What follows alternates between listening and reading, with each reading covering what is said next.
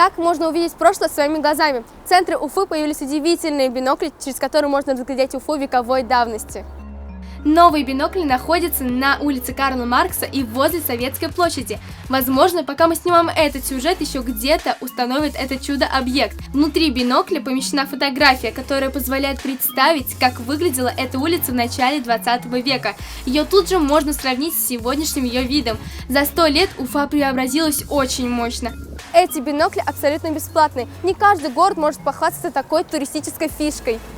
Обычно в городах, самых туристических местах ставят бинокли с возможностью увеличения. Но согласитесь, такая задумка куда интереснее. Так увеличил пространство, что перенесся на 100 лет назад. Таких биноклей будет все больше и больше, так что прогуливаясь по историческому центру, обратите внимание, история, она рядом. Анжелика Гулян, Рамазан Мусин, специально для Горы новостей.